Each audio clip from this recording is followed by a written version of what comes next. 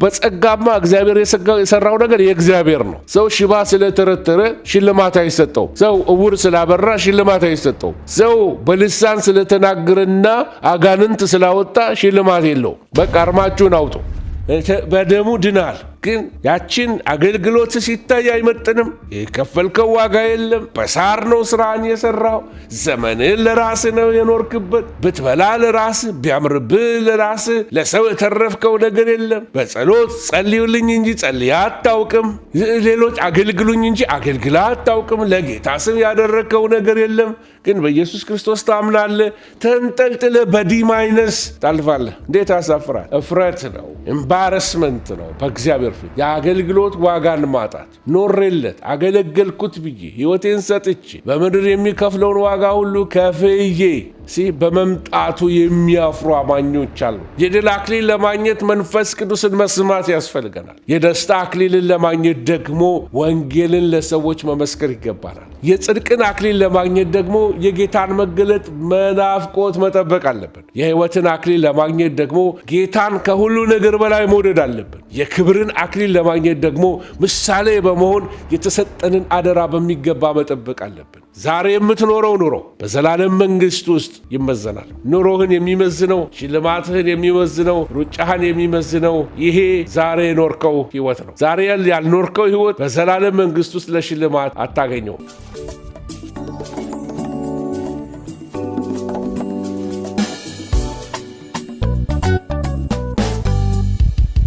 ሰላም ቅዱሳን እንደምናላችሁ፣ ሁላችሁንም ሰላም እላለሁ።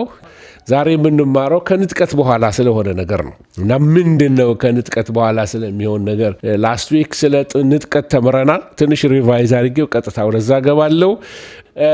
እንግዲህ የምንማረውን ትምህርት በምድር የምንሰራው በዘላለም ውስጥ እንደሚያስተጋባ እንድታውቁ ፈልጋለሁ። በምድር የምንማረው በምድር የምንኖረው ኑሮ፣ በምድር የምንሮጠው ሩጫ፣ የምናደርገው ማናቸውም እንቅስቃሴ ሁሉ በእግዚአብሔር ፊት የሚታይና ሚዛን የሚሰጠው እንደሆነ እንድታውቁ ያስፈልጋል። ስለዚህ ነው ላስት ዊክ ስንማር ምን ብለን ተነጋገርን? እግዚአብሔር ፈራጅ ነው፣ የአገልጋዮች ደግሞ ስራ ይመዘናል እያልን ስንነጋገር ነበር እና ዛሬ ስለዛ በጥልቀት እንነጋገራለን። ስለ ንጥቀት ተነጋግረናል። ንጥቀት ሚስ የሚያደርጉ ሊኖሩም እንደሚችሉ፣ ከዚህ ሁሉ ግን ማምለጥም መቻል እንደምንችል ይህንን ተነጋግረናል። እንግዲህ በዚህ ማፕ ላይ በዚህ ስዕል ላይ እንደምታዩት የተነጠቁ ለፍርድ የሚቀሩም ለፍርድ ነው። የተነጠቁት በሰማይ በጌታ ዙፋን ፊት ቅዱሳን አማኞች ለፍርድ ይሰበሰባሉ። ከንጥቀት በኋላ ይህ ፍርድ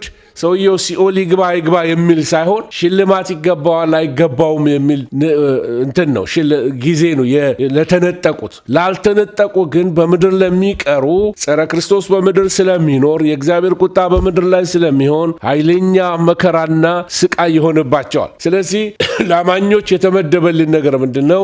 መነጠቅ ለእኛ ተነግሮናል። ከክፋት ከዓለም ጋር አብረን እንዳንወቀት፣ ከዓለም ጋር አብሮን እንዳይቀጣን አባታችን ይሰበስበናል ወደ ላይ። ንጥቀት ይባላል። ሃርፓዞ እንደሚባል ኤፒሲኑጋጎ የሚባል ቃል ተናግሬያለሁ። ብዙ የግሪክ ቃላቶችን ደርድሬላቸው ላስረዳችሁ ሞክሬያለሁ። ስለዚህ ንጥቀት በመጽሐፍ ቅዱስ እንደተጻፈ የመጽሐፍ ቅዱስ ትምህርት እንጂ ሰዎች ቁጭ ብለው የፈለሰፉት ትምህርት አይደለም። ወይንም ድንገት በቃ መከራ የሰለቻቸው ሰዎች የሚያወሩት ወሬ እንዳልሆነ እንድታውቁት ያስፈልጋል። ስለዚህ በምድር ላይ ስንኖር ማናቸውም የሚኖረን በጎ ስራዎቻችን በሙሉ በእግዚአብሔር ፊት ይታያሉ። ማናቸው። ስለዚህ በምድር የምንሰራቸው ማናቸውም በዘላለም ውስጥ ያስተጋባሉ። በዘላለም ውስጥ ድምፅ አላቸው። ኑሯችን በእግዚአብሔር ፊት ዋጋ አለው። ለመዳን ኢየሱስ ሰርቶልናል። ከዳንን በኋላ ግን ደግሞ የምንሰራው ስራ ሁሉ በእግዚአብሔር ፊት የተመዘገበ ነው። በጎ ስራን እኛ ልናፋታው አንችልም። ወንጌልና በጎ ስራ የሚፋታ አይደለም። በጎ ስራ የሚሰሩ ሰዎች ወንጌል አያስፈልግም ማለት አይችሉም፣ ወይንም ደግሞ በጎ ስራ ብቻ ነው የሚያስፈልገው ማለት አይችሉም። እንደገና ደግሞ ወንጌል የሚሰብኩ ሰዎች ደግሞ ወንጌል ብቻ ነው የሚያስፈልገው፣ በጎ ስራ አያስፈልግም ሊሉ አይገባም። ሁለቱ እጅ ለእጅ የሚሄዱ ናቸው። ደህንነት በክርስቶስ ስራ ነው። በጎ ስራ ደግሞ ከዳንን በኋላ የመንፈሳችን ውጤት ነው። ጌታን ያገኘ ሰው፣ የጌታ ርኅራኄ የነካው ሰው፣ መንፈስ ቅዱስ የነካው ሰው፣ የእግዚአብሔር ክብር ያረፈበት ሰው መዝሙር ይዘምራል ብቻ አይደለም፣ ኑሮው ይለወጣል፣ አካሄዱ ይለወጣል። እግዚአብሔር ባረከኝ ስንል ባህሪዬን ለወጠኝ፣ አካሄዴን ለወጠኝ፣ ንፉግ ከሆንኩኝ ለጋስ አረገኝ፣ ለድሃ ምራራ አረገኝ፣ ለመበለቶች የምራራ አረገኝ፣ ላዘኑ ምራራ አረገኝ ማለት ነው። ስለዚህ የህይወት ለውጥ ስንል የክርስቶስ ልብ አለን ይላል መጽሐፍ ቅዱስ። በጎ ስራችን የሚመጣው ከደህንነት በኋላ በውስጣችን መንፈስ ቅዱስ የሚሰራው የክርስቶስ ልብ ወይም የክርስቶስ the image of Christ in us የክርስቶስ ምስል በውስጣችን እየተሳለ ሲመጣ ሳንወደው ሳናውቀው ህይወታችን በጎን ነገር ማድረግ ይጀምራል። ስለዚህ መበለቶችን መርዳት አንድ ነገር ነው። መበለቶችን መርዳት እዚህ ጋር ሊስት አድርጌላችኋለሁ። መበለቶችን መርዳት፣ ጋለሙታን ማለት ደግሞ ኦርፋኖችን ማሳደግ፣ የወንጌል መልእክተኞችን መርዳት፣ ድሆችን አለመርሳት። ጳውሎስ በጣም የተቃጠለ በወንጌል የነደደ አገልጋይ ነው ጳውሎስ። ነገር ግን ምን አሉት?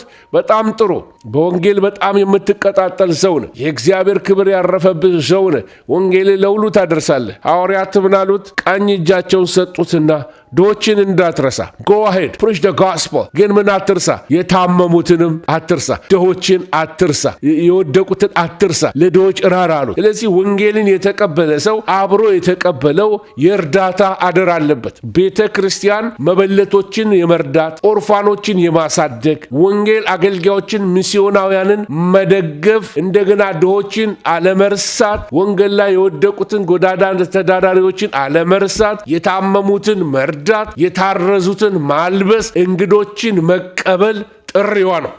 ስለዚህ ቤተ ክርስቲያን አዳራሽ በር ቆልፈን በቃ ሃሌሉያ ምስጋና ላዳኛችን እያልን በቃ ጠዋት ማታ እሱን መጮህ አይደለም። ነገር ግን ወጣ ብለን ድሆችን ማየት፣ የታመሙትን መርዳት፣ በየሆስፒታሉ የታረዙትን ማልበስ። ወገኖች ይሄ ሁሉ የቤተ ክርስቲያን አደራዎች ናቸው። የቤተ ክርስቲያን አደራዎች ልንረሳው የሚገባ ነገር አይደለም። ስለዚህ በእግዚአብሔር ቃል እንግዲህ እንደተጻፈልን ከንጥቀት በኋላ ሽልማት የምንቀበለው ለነዚህ በጎ ስራዎች ነው። ለህይወታችን ፍሬ ነው።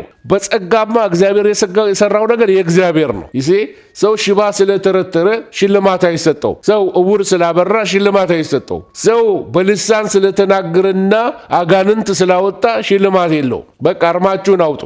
መንፈሳዊ እድገት ጥጉ ይሄ ከመሰላችሁ ተሳስታችኋል። ፍቅር ከሁሉ ይበልጣል። ጥጉ ፍቅር ነው። ፍቅር ደግሞ ለድሃ ይራራል። ፍቅር ለወደቁት ይራራል። በስራ የሚገለጥ ነው።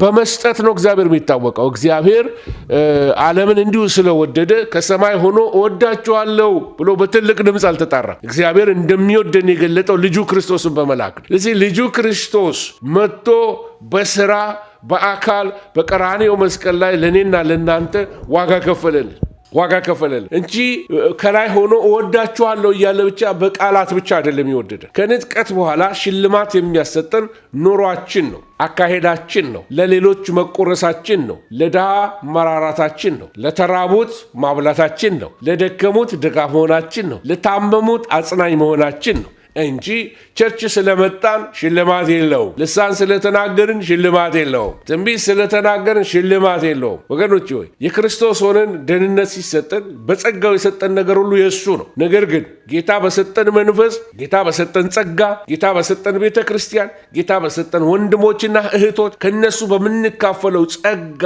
ምክር፣ ኃይል ምን ማድረግ እንችላለን? ማትረፍ እንችላለን። 1 መክሊት የተሰጠው 2 ማትረፍ፣ 5 የተሰጠው 10 ማትረፍ። ይህንን የማድረግ ኃላፊነት አለበት። ስለዚህ ሽልማቶች አሉ። ሽልማቶች ለተለያየ ምክንያቶች ይሰጣሉ። እነዚህን ነገሮች ላስቀምጥላችሁ ፈልጋለሁ። ስለዚህ ከንጥቀት በኋላ ሽልማቶች አሉ። የተባረከው ተስፋችን የጌታችን የኢየሱስ ክርስቶስ መምጣት ነው። የጌታችን የኢየሱስ ክርስቶስ መምጣት ከመጣ በኋላ የሚሆኑ እነዚህ 3 ነገሮችን በተከታታይ ተመልከቷቸው። እንድናለን፣ ድነናል። በክርስቶስ ኢየሱስ ደም ድነናል። ኃጢአቱ አንጽቶናል። ኩነኔ የለብንም። በደል የለብንም። ግን ምን ያስፈልገናል? ስራ አለ አብሮ ነው። ከዳን በኋላ የምን ስራ ነው?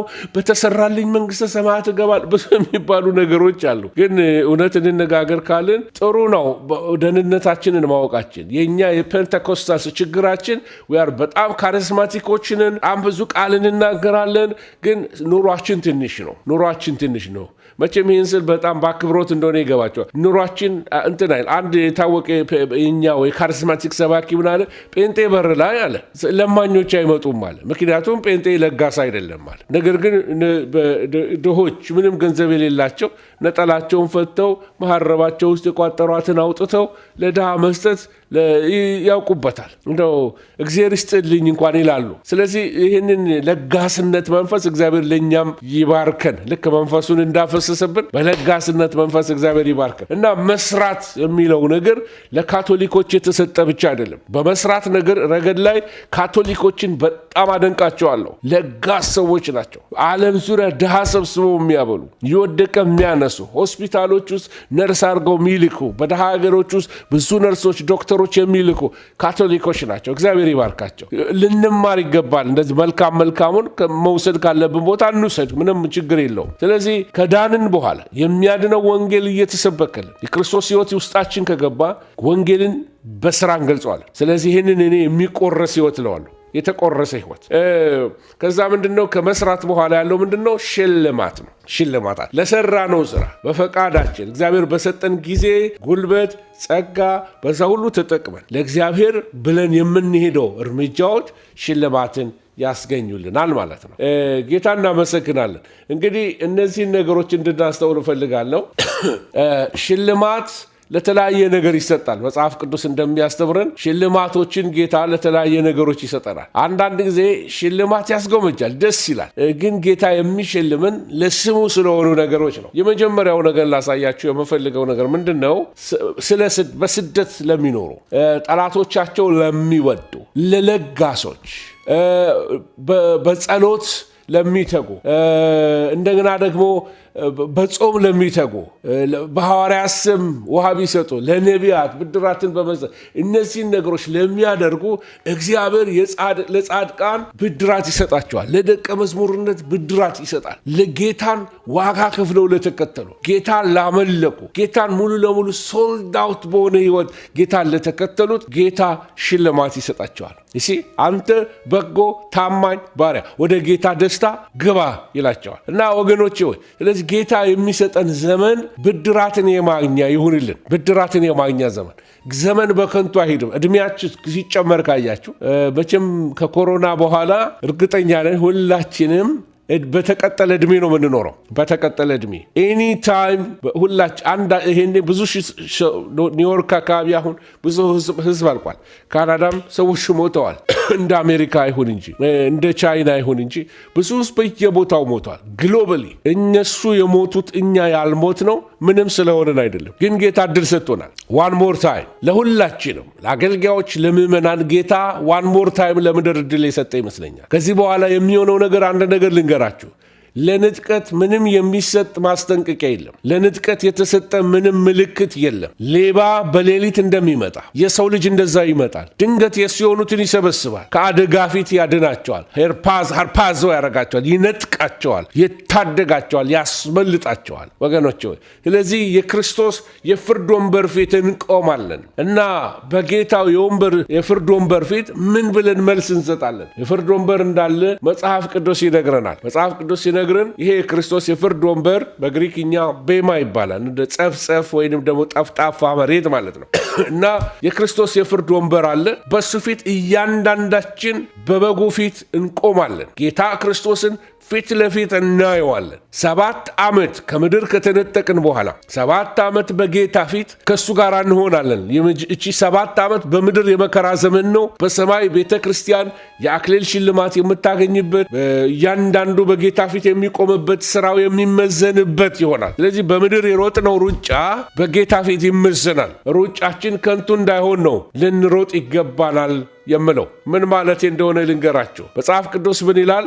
መልካም ቢሆን ወይም ክፉ እንዳደረገ እያንዳንዱ ይላል። ጥቅሱ ላውጣላችሁ። መልካም ቢሆን ወይም ክፉ እንዳደረገ እያንዳንዱ በስጋው የተሰራውን በብድራት ይቀበል ዘንድ ሁላችን በክርስቶስ በፍርድ ወንበር ፊት ልንገለጥ ይገባናል። እንግዲህ ይህንን ጳውሎስ ነው የሚለን። ወደድንም ጠላንም እያንዳንዳችን በጌታ የፍርድ ወንበር ፊት። ይሄ የኩነኔ ቦታ አይደለም። ይሄ ሲኦል ይግባ ቦታ አይደለም። እዚህ ጋር የዳኑ ክርስቲያኖች ብቻ ነው የተሰበሰቡት። ከዓለም ጋር አይፈረድብንም ይላል መጽሐፍ ቅዱስ። ስለዚህ የዳኑ ክርስቲያኖች፣ በደሙ የተዋጁ፣ በጸጋው የዳኑ፣ ስራቸው የሚመረመርበት፣ ስራቸው የሚመዘንበት ቦታ ነው። ስለዚህ በፍርዱ ዙፋን ፊት የሚገለጡ ነገሮች አሉ። እነዚህን ተራ በተራ ላሳያችሁ ፈልጋለሁ። በፍርዱ ዙፋን ፊት የሚገለጡት የመጀመሪያው ነገር ምንድን ነው? ለእግዚአብሔር ክብር ወይስ ለራስ ክብር መኖራችን ይመዘናል። የምንኖረው ለማን ነው? ለማ ክብር ነው የምንኖረው? ለራሳችን ክብር ነው የምንኖረው ወይስ ለእግዚአብሔር ክብር? ጊዜያችን እንዴት ተጠቀምንበት? እግዚአብሔር በሰጠን ጊዜ ምን አረክንበት? አንዳንዴ የኛ የሰሜን አሜሪካ ሰዎች ምክንያታችን አም ቢሲ አም ሶ ቢሲ፣ ስራ አለብኝ፣ ይህ አለብኝ፣ ጊዜ የለኝም፣ ለጸሎት ጊዜ የለኝም፣ ለቸርች ጊዜ የለኝም፣ ለባይብል ስተዲ ጊዜ የለኝም፣ ቅዱሳንን ለመጠየቅ ጊዜ የለኝም። ስለዚህ በፍርዱ ዙፋን ፊት ይሄ ጊዜያችንን እግዚአብሔር የሰጠን ጊዜያችን ምን እንዳደረግንበት ይመዘናል፣ ይታያል። ጊዜ ተሰጥቶናል። ጊዜ ይሄዳል። ያለፈውን ጊዜ ምንም ማድረግ አይቻልም። ከዚህ በኋላ ግን ጊዜን ለእግዚአብሔር ክብር እንድናውል እግዚአብሔር ይርዳል። ወገኖች ሆይ ገንዘባችንን እግዚአብሔር ምን ላይ እንዳደረግን ይጠይቀናል። ገንዘብ አጠቃቀማችን ለሰልፊሽ ኢንተረስት ኖረናል ወይስ ለድሆች ተርፈንበታል? ለተራቡት ምን አርገሃል? ለታረሱት ምን አርገሃል? ለወደቁት ምን አርገሃል? ላለቀሱት ምን አርገሃል? ወገኖች ሆይ የጠፉትን ለማዳን ምን እንዳደረግን በዙፋኑ ፊት እንጠየቅበታለን። በጸሎት ያለን ታማኝነት በዙፋኑ ፊት ይጠየቃል፣ እንታያለን። ወገኖች ሆይ ሌሎችም ነገሮች አሉ በእግዚአብሔር ፊት ሌላ የሚገለጡ ነገሮች። አስፈሪው ነገር ከሁሉም ያሳስበኝ የተናገርናቸው ቃላት በጌታ ፊት ይገለጣሉ። በጌታ ፊት ይገለጣሉ። ስለ ሰው የተናገርነው፣ ለጌታ መሐላ ገብተን ቃል ገብተን ያላደረግነው የተናገርናቸው ነገሮች በሙሉ በእግዚአብሔር ፊት ይገለጣሉ። ስለዚህ ዋች አውት ምን እንደምትናገር። ከአፋችን ለሚወጣው ነገር አንድ ቀን በዙፋኑ ፊት መልስ እንሰጥበታለን። ወገኖች ሆይ ለጻድቃን ያለን ስፍራ፣ ስለ ጌታ ብለን የሰራነው ስራዎች በሙሉ እነዛ ሁሉ በእግዚአብሔር ፊት ይገለጣሉ። ወገኖች ሆይ ስለ ጌታ ብለን። ስለዚህ ፍርዱ ጌታ የሚያደርገኝ ነው። ፍርዱ ለቅጣት ሳይሆን ለሽልማት የሚሆን ይመዘናል። የሥራ የሚመዘናል። 3 ነገሮች ላሳያችሁ ፈልጋለሁ። እዚህ ስዕል ላይ እንድታዩልኝ የሚፈልገው ፍርዱ ለቅጣት ሳይሆን ለሽልማት ነው ብያችኋለሁ። 3 አይነት ሰዎች አሉ። እነዚህ 3 አይነት ሰዎች የሚመሰገኑ ሰዎች አሉ። መጀመሪያው ላይ እንደምታዩት የሚሸለሙ ሰዎች አሉ። እንደገና ደግሞ የሚያፍሩ ሰዎች አሉ። በዙፋኑ ፊት ማፈር፣ በቅድስናው ፊት አንገትን ማቀርቀር፣ በብርሃኑ ፊት ሐዘን፣ እፍረት የሚሰማቸው ሰዎች አሉ። ለቅጣት አይደለም፣ ሲኦል ሊገቡ አይደለም፣ ለሽልማት እንደውም መንግሥተ ሰማያት አይገባኝም እስኪሉ ድረስ የሚጸጸቱ ሰዎች አሉ። ዘመናቸውን በከንቱ ያሳለፉ፣ እግዚአብሔር የሰጣቸውን ሪሶርስ ለወንጌል አገልጋዮች ሳይሰጡ ሚሽነሪዎች ወንጌልን መድረስ ሲችሉ ሚሽነሪዎችን ያረዱ፣ በራሳቸው ሰልፊሽ ኢንተረስት ብቻ የሚኖሩ፣ ለራሳቸው፣ ለኑሯቸው፣ ለምቾታቸው፣ ለቅንጦታቸው ብቻ የኖሩ ክርስቲያኖች በእግዚአብሔር ፊት የሚያፍሩበት ጊዜ ይሆናል። ስለዚህ ይህን ቻሌንጅ ለእናንተ ልተውላችሁ ወገኖች። ምን እያረጋችሁበት ነው? ጊዜያችሁ፣ ገንዘባችሁ ምን እያረጋችሁበት ነው? ለጠፉት ምን አረጋችሁ? በጸሎት ምን ያህል ታማኞች ናቸው? ምን እየተናገርን ነው? ለጻድቃን ያለን ስፍራ ምንድን ነው? ለቤተ ክርስቲያን የምንሰጠው ቫልዩ ምንድን ነው? ስለ ጌታ ብለን የሰራ ነው ምን አለ? እነዚህን ነገሮች እንድንመረምር እግዚአብሔር ሁላችንንም ይርዳል። ወገኖቼ ሆይ እንግዲህ በዚህ ምክንያት የሚመሰገኑ አሉ ብያችኋለሁ። እንደገና ደግሞ የሚሸለሙ አሉ፣ የሚያፍሩ አሉ። ከዚህ በኋላ እግዚአብሔር ቃል እንደዚህ ብሎ ይናገራል። ጥቅሱን ላውጣላችሁ። የእግዚአብሔር ጸጋ እንደተሰጠኝ መጠን ይላል። የእግዚአብሔር ጸጋ እንደተሰጠኝ መጠን እንደ ብልሃተኛ የአናጺ መጋቢ ይላል መሰረትን መሰረት፣ ሌላው በላዩ ያንጻል። እያንዳንዱ ግን በእርሱ ላይ እንዴት እንዲያንጽ ይጠንቀቅ። ከተመሰረተው በቀር ማንም ሌላ መሰረት ሊመሰረት አይችልምና እርሱ ማን ነው ይላል? ኢየሱስ ክርስቶስ ነው። ማንም ግን በዚህ መሰረት ላይ በወርቅ ቢሆን፣ በብር፣ በከበረ ድንጋይ፣ በእንጨት፣ በሳር ወይም በአገዳ ቢያንጽ የእያንዳንዱ ስራ ይገለጣል። ስራህን የሚመዝነው ጉባኤ አይደለም። ስራዬን የሚመዝነው የሰዎች ጭብጨባ አይደለም። ስራዬን የሚመዝነው እሳት አለ በጌታ ፊት። የጌታን መገኘት፣ የጌታን ሚዛን፣ የጌታን አይኖች፣ መርማሪ አይኖች፣ ልብን ኩላሊትን የሚያዩ አይኖች አንጥረው የሚያዩ አይኖቹን ማለፍ ይችላል ወይ? ማንም በዚህ በኢየሱስ ክርስቶስ ላይ ምን ቢሰራ፣ በወርቅ ቢሰራ፣ በብር ቢሰራ፣ በከበረ ድንጋይ ቢሰራ፣ በእንጨት ቢሰራ፣ በሳር ቢሰራ፣ በአገዳ ይሲ ከታች ያሉት በተለይ እንጨት፣ ሳር፣ አገዳ እነዚህ በጣም ቀላሎች ናቸው። በጣም ቶሎ ያልቃሉ። ቶሎ በእንጨት ብዙ ስራ ይሰራል። በሳር በጣም ቆንጆ ስራ ይሰራል። ቀለል ያለ ምንም ላብ ጠባ አያስደርግም። ወርቅ ብዙ ኮስት ያደርጋል። ብር ይሻላል እንደ ወርቅ አይሆንም። የከበረ ድንጋይ እንደዚሁ ውድ ነው። ክብደት አለው፣ ጉልበት ይጠይቃል፣ ላብ አለው። እንጨት፣ ሳር፣ አገዳ በጣም ቀላል ነው። ስለዚህ አንዳንድ ሰው የቀለለ መንገድ መሄድ፣ ዋጋ ያልተከፈለበት ህይወት መኖር፣ ሳክሪፊሻል የሆነ ነገር በእንግሊዝኛ አንድ መዝሙር አለ we bring the sacrifices of praise ይላሉ። we bring the sacrifices of joy ምን ማለት ነው? የደስታ መስዋዕት አመጣልሃለሁ። the sacrifice of praise የምስጋና መስዋዕትን አመጣልሃለሁ። ምን ማለት ነው? ከጉድለቴ ምስጋናን እሰዋልሃለሁ፣ ከሐዘኔ ደስታን እሰዋልሃለሁ። እውነት እያዘንን ምስጋና እንሰዋለን። ሳክሪፋይስ የሚጠይቀው ነገር የሆነ ነገር ሞቷል፣ የሆነ ነገር የሚያስነክሳለ ማለት ነው። ስለዚህ በወርቅ ቢሆን፣ በብር፣ በከበረ ድንጋይ፣ በእንጨት፣ በሳር ወይም በአገዳ ቢያንስ የእያንዳንዱ ስራ ይገለጣል። day will come ቀን ይመጣል፣ የእያንዳንዱ ስራ ይገለጣል። ወገኖቼ ይሄንን ሲሪየስሊ ስሙኝ። እያንዳንዳችን ብንወድም ባንወድም ብናምነውም ባናምነውም በጌታ በእግዚአብሔር ፊት እንገለጣለን። ምን እንደሰራንበት ጌታ ይጠይቀናል። ያ ቀን በእሳት ስለሚገለጥ ይላል መጽሐፍ ቅዱስ። በእሳት ስለሚገለጥ ያ ቀን ያሳያል። የእያንዳንዱም ስራ እንዴት መሆኑን እሳቱ ይፈትነዋል። ማንም በእርሱ ላይ ያነጸው ስራ ቢጸናለት ደሞዙን ይቀበላል። የማንም ስራ የተቃጠለበት ቢሆን ደግሞ ይጎዳበታል። እርሱ ራሱ ግን ይድናል። ነገር ግን በእሳት እንደሚድን ምን ማለት ነው? ጭስ እያለ ይድናል። በቃ በዲ ማይነስ ግራጁዌት እንዳደረገ ተማሪ ማለት ነው። ግራጁዌት ታደርጋለህ፣ ግን በምን? በዲ ማይነስ በደሙ ድናል። ግን ያችን አገልግሎት ሲታይ አይመጥንም። የከፈልከው ዋጋ የለም። በሳር ነው ስራን የሰራው። ዘመንን ለራስ ነው የኖርክበት። ብትበላ ለራስ፣ ቢያምርብህ ለራስ። ለሰው የተረፍከው ነገር የለም። በጸሎት ጸልዩልኝ እንጂ ጸልያ አታውቅም። ሌሎች አገልግሉኝ እንጂ አገልግላ አታውቅም። ለጌታ ስም ያደረግከው ነገር የለም። ግን በኢየሱስ ክርስቶስ ታምናለህ። ተንጠልጥለ በዲ ማይነስ ታልፋለህ። እንዴት ያሳፍራል! ኢተርናሊ ለዘላለም በዛ ማዕረግ ትሄዳለህ። ዛሬ በትምህርታችን ላይ የምናየው ይሄንን ነው። ስለዚህ ግሬዳችሁን እንድንጨምር ነው። ግሬዳችንን ለመጨመር ነው። በጌታ ፊት ስንቆም ጌታ ይጠይቀናል እያልኳችሁን ያለው። በሚቀጥለው ስላይድ ላይ ላሳያችሁ የምፈልገው ነገር አንዱ ምንድን ነው? ይሄ የምታዩት ፋውንዴሽን ነው። እያንዳንዱ በምን መሰረት ላይ እንደሚመሰርት ይጠንቀቅ ነው የሚለው።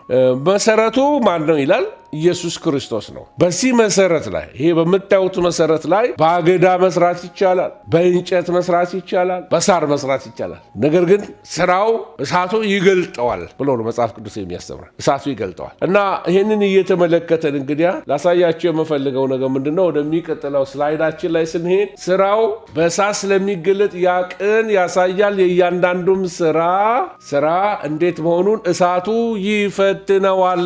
እሳቱ ይፈትነዋል። ስለዚህ ስራው የጸናለት ሰው ቢሆን ይላል ደሞዙን ይቀበላል። እሰየው ያ ቀን ይለየዋል። ስለዚህ ልንፈራ ይገባል። አንዳንዴ ልንፈራ ይገባል። በእውነት ነው የምላችሁ። አሁን አገልግያለሁ ብዬ ኖሬ የሰራው ስራ ሁሉ አገዳ ቢሆን፣ አገለገልኩ ብዬ ሳር ብቻ ቢሆን፣ የአብን ፈቃድ ያላደረግኩበት የራሴን ፈቃድ ያረኩበት ብቻ ቢሆን እንዴት የሚያሳዝን ይሆናል ወገኖች። እና የሚፈተነው በእሳት ያጋየዋል። እሳት ይመጥናል አይመጥንም ብሎ መጠኑን ያሳያል፣ ነገሩን ያሳያል ማለት ወገኖች ሆይ። ስለዚህ ማንም በእርሱ ላይ ያነጸው ስራ ቢጸናለት ደሞዙን ይቀበላል። የማንም ስራ የተቃጠለበት ቢሆን ምን ይሆናል? ይጎዳበታል። እርሱ ራሱ ግን ይድናል፣ ነገር ግን በእሳት እንደሚድን ይሆናል። እንግዲህ የእሳቱን ወላፈን ተመልከቱት በጌታ ፊት። እንግዲህ ቅድም እንዳልኩት ደህንነት ነፃ ነው። ደህንነት ነፃ ነው። ምናልባት ጥቅሶቹን የምትፈልጉ ሰዎች ካላችሁ ጥቅሶች ላሳያችሁ እችላለሁ። ደህንነት ነፃ ነው። ይሄንን ደህንነት እንግዲህ ስንማር ኤፌሶን ምዕራፍ 2 ቁጥር 8 ላይ ምን ይላል? ጸጋው በእምነት ምን ብሏቸዋል? አድኗቸዋል። ይህም የእግዚአብሔር ስጦታ ነው እንጂ ከእናንተ አይደለም፣ ማንም ምን እንዳይመካ። ማቴዎስ 26 ላይ ምን ይላል? ይህ ስለ ብዙዎች ለኃጢአት ይቅርታ የሚፈስ የአዲስ ኪዳን ደሜ ነው። ደህንነት አሁንም በደሙ የተገኘ አሁን አስረግጬ ነው መናገር የምፈልገው ይህን ነገር። ክርስቶስ ስለ ኃጢአታችን ሞተ፣ እሺ ተቀበረ። ከዛስ መጽሐፍ እንደሚል በሶስተኛው ቀን ተነሳ። ደህንነታችን በኢየሱስ ስራ ላይ ነው። አሁንም በስራችን ላይ አይደለም የምናገረው፣ ስለ መዳን አይደለም የምናገረው፣ ስለ ስራ ነው ወገኖች ሆይ። በልጁ የሚያምን የዘላለም ሕይወት አለው፣ በልጁ የማያምን ግን የእግዚአብሔር ቁጣ በእርሱ ላይ ይኖራል፣ ሕይወትንም ምን አይልም አያይም። ዮሐንስ 3:36 ይህን እንደሚናገር ለሚቀጥለው ስላይድ እጄ ሌላ ነገር ላሳያችሁ ተመልከቱ። ሁለተኛው የሚያሳየው ምንድነው? ስላይዳችን እዚህ ላይ የምናየው ምንድነው? የአክሊል ወይንም የስራችን የአገልግሎታችን ዋጋ ነው። አገልግሎታችን ዋጋ አለው። አሜን። እንኳን ደስ አላችሁ። አንደኛ ቆሮንቶስ 3 ላይ እንደዚህ ብሎ ይናገራል። እሱን አውጥቼ ላንብላችሁ። ድጋሚ የመጣሁበት ይመስለኛል ይህንን ጥቅስ። በዚህ ላይ የሚያንጸው ሽልማትን ያገኛል። የእግዚአብሔር ጸጋ እንደተሰጠው በዚህ ላይ የሚመሰርት አክሊል አለው፣ ሽልማት አለው። በእሳት ካለፈና ከሆንለት በጣም ጥሩ፣ ግን በእሳት ካላለፈ የሚጠብቀው ሂዩሚሊዬሽን ነው፣ እፍረት ነው፣ ኤምባረስመንት ነው በእግዚአብሔር ፊት። የአገልግሎት ዋጋን ማጣት። ኖሬለት አገለገልኩት ብዬ ሕይወቴን ሰጥቼ በምድር የሚከፍለውን ዋጋ ሁሉ ከፍዬ በመምጣቱ የሚያፍሩ አማኞች አሉ። በዙፋኑ ፊት በጌታ ወንበር ፊት በዙፋኑ ፊት እፍረት የሚተናነቃቸው ሰዎች አሉ። ጸጸት የሚመታቸው ሰዎች አሉ። ሌሎች ደግሞ አሉ በደንብ ተደላድለው የሚኖሩ በወርቅ ስራቸውን እየሰሩ ሃሌሉያ ዋጋ የከፈሉ ለስጋቸው፣ ለእኔነታቸው፣ ለክብራቸው፣ ለስማቸው፣ ለዝናቸው ሳይሆን ለጌታ ብቻ ይኖሩ። በስሙ ያልነገዱ፣ በስሙ ያላጭበረበሩ፣ በስሙ ያልዋሹ፣ ለስጋቸው ክብር ሳይሆን ለእግዚአብሔር ክብር የኖሩ፣ በሁለት አፍ የማይኖሩ፣ በእውነትና በፍቅር የሚመላለሱ፣ በወርቅ በብር በናስ ስራቸውን እየሰሩ ኮስት ያደርጋቸዋል። ስጋን እየጎሰሙ በሰዎች እየተጠሉ ስለ ክርስቶስ ዋጋ እየከፈሉ እና አንድ ጊዜ አንድ እግዚአብሔር ሰው አሁን ትልቅ ሰው ነው፣ በእድሜ አዛውንት ነው እና ማውቀው ሰው ነው። አንድ ጊዜ ሲሰብክ እንደዚህ ያለ፣ አንድ ጊዜ መጋዝ ወደ ውስጥ እንደ ቀበቶ ታጥቄዋለሁ አለ። መጋዝ ታጥቄ እያለ አለ፣ መጋዙን ታጥቄ በህልሜ ያየዋል። ጌታ ሆይ ምንድን ያሳየኝ? መጋዝ ታጥቄ ያለሁኝ ወደ ሆዴ ነው፣ ደግሞ ሊቆርጠኝ ነው፣ ሊጎዳኝ ነው። ምንድን ነው እየጠየኩት ጌታን አለ እና ጌታ ምን አለኝ አለ፣ ይሄ የታጠቀው መጋዝ የሰው ምላስ ነው አለኛል። የሰው ምላስ ምትችል ከሆነ ታገለግለኛለህ አለኛል። የሚገርም ነው። ሙሴ በሰዎች ብስጭት ጽላቱን ወርውሮ ፈጠፈጠውና አፈረሰው። ካሁን በኋላ ምን አገልግሎት ነው? እነዚህ እኮ ገና ከኃጢአት አልተለዩም። ገና ጣዖት ጠፍጥፈው እኮ ለወርቅ እየሰገዱ ነው። እኔ ከሰማይ ወጥቼ የከበረ ነገር ይዤላቸው እየመጣው እነሱ ገና የወርቅ ጥፍጥፍ እየሰሩ እየተጫወቱ ነው ብሎ በንዴት ጽላቱን ሰበረው። መቼም እግዚአብሔር ይረዳል። አንዳንድ ጊዜ በአገልግሎት ካሁን በኋላ አላገለግልም፣ ካሁን በኋላ ምን በወጣኝ፣ እንደውም ካሁን በኋላ ቸርች አልሄድም የሚሉ ሰዎች አሉ። በሰዎች ግልምጫ፣ በሰዎች መሰናከል ኦፌንድድ በመሆን ዋጋ ያስከፍላል። ክርስትና ሽልማት ለማግኘት የሚፈልግ ሰው የግድ ብዙ የሚከፍለው ነገር አለ። አይብዛ እንጂ ለአጭር ጊዜ አትሌቲክስ አካባቢ ቆይቻለሁ። ጥቂት ጊዜያቶች አዲስ አበባ ስቴዲየም አካባቢ ሯጭ፣ አሁን የዛሬን አድርገውና ሯጭ ነበርኩ። 100-200 ሜዳሊያኖች አሉኝ። የሚያቁኝ ሰዎች ያቁኛል። እና ፈጣን ሯጭ ነበርኩኝ። ሽልማቶች አሉኝ። እና የሚገርማችሁ ነገር ግን ያችን ስፖርት ለመስራት ያችን የስቴዲየሟን ዳገቷን ወደታች ወደ ላይ ወደታች ጠዋት ተነስቶ መሮጡ፣ ድካሙ፣ ልፋቱ፣ ላቡ በቃ ሳክሪፋይ ተደርጎ ነው። የውድድር ቀን ሰው ማሊያውን ለብሶ በደም ትጥቁን ታጥቆ ውድድር ውስጥ ገብቶ ይሮጣል። ሲያሸንፍ የአንድ ቀን ውጤት አይደለም፣ ብዙ ነገር ታግሶ ነው። ኃይሌ ገብረስላሴ በአንድ ቀን አይደለም ሮጦ ያሸነፈው። ቀነኒሳ በአንድ ቀን አይደለም ሪከርድ የበጣጠሱት። ለዓመታት ሮጠዋል፣ ታግሰዋል። በዝናብ ይሮጣሉ፣ በውርጭ ይሮጣሉ፣ በማይመች ጨለማ ውስጥ ይሮጣሉ፣ ዳገት ይወጣሉ፣ ቁልቁለት ይወርዳሉ፣ ሰውነታቸውን ይጎስማሉ። የሚበሉትን፣ የሚጠጡትን፣ የሚተኙበትን ሰዓት በሙሉ ኮንትሮል መሆን አለበት። ስለዚህ ወገኖች ዋጋ ያስከፍላል። ዲስፕሊን ይጠይቃል። አገልግሎት ዲስፕሊን ይጠይቃል። ወገኖች ሲመጣ እንዳናፍር በወርቅ ስራ ለመስራት ከፈለግን ዲስፕሊን ያለው ህይወት ልንኖር ያስፈልገናል ወገኖች ሆይ። ስለዚህ ሲመቸን ማገልገል፣ ሳይመቸን አለማገልገል፣ ስንፈልግ ቸርች መሄድ፣ ስንፈልግ አለመሄድ፣ ስንፈልግ ማገልገል፣ ሳንፈልግ አለማገልገል፣ አለመታዘዝ፣ ሪቤሊየን፣ አመፅ ያለበት ያልተቀደሰ ንግግሮች እየተናገረን የማይሆን ነው። ሽልማት የለበትም በሱ። በእንጨት ባገዳ በሳር የሚሰሩ ልክ አለባብሰው ቢያርሱ በአረም ይመለሱ እንደሚባሉ አይነት ሰዎች ናቸው ወገኖች ሆይ። ቀላል ነው እንጨት መቁረጥ ቀላል ነው። ብረት ግን ቆርጠው በጣም ዋጋ ያስከፍልሃል፣ ጉልበት ይጠይቃል። በእንጨት ባገዳ በሳር የባሱት ደግሞ ሰነፎች በሳር ከዛ አጨዳ አድርገው ነካ የተደረገ ህይወት ክርስትና፣ ዋጋ ያልተከፈለበት ክርስትና፣ መቦጫጨር የሌለበት ክርስትና፣ መሰደብ የሌለበት ክርስትና፣ መስቀል የማይሸከሙበት ክርስትና፣ ስለ ስሙ የማይናቁበት ክርስትና፣ ሲጎረብጣቸው ዞር የሚሉበት ክርስትና፣ እሱ ሽልማት የለው። በምድር ይመቻል፣ በሰማይ ድሃ ያደርጋል። የሰማይ አካውንት ኒል ነው፣ ዜሮ ነው። የአክሊል ሽልማት የሚያሰጡ ነገሮችን ልንገራቸው ወገኖች። የአክሊል ሽልማት የሚያሰጡ ነገሮች እንግዲህ ቅድም ያሳየኋችሁ እቺ በሳር የተሰራችሁ ቤት እቺን ትመስላለች። ሁላችሁም የሀገር ቤት ታቋታላችሁ። በአገዳም የተሰራችሁ ሽልማት የሚያሰጡ ነገሮችን ላሳያችሁ። እዚህ ጋር ስዕሉ ላይ እንደምታዩት ወይም እዚህ ቻርቱ ላይ አገልግሎታችን ሽልማት ያሰጠናል። ይህ ነው አገልግሎት ብዬ ስናገር በቤተ ክርስቲያን መድረክ ላይ የሚደረገውን ብቻ አይደለም የምለው። አገልግሎት ብዬ ስናገር ሰው የሚያየው ብቻ አይደለም። በታማኝነት በፕሮፌሽናቸው እግዚአብሔር በሰጣችሁ ቦታ ላይ ፌስፉሊ ጌታን እያስከበራችሁ፣ ለምሳሌ ነርሶች አላችሁ፣ በታማኝነት ተከፍሏችሁ የምትሰሩት ስራ አለ።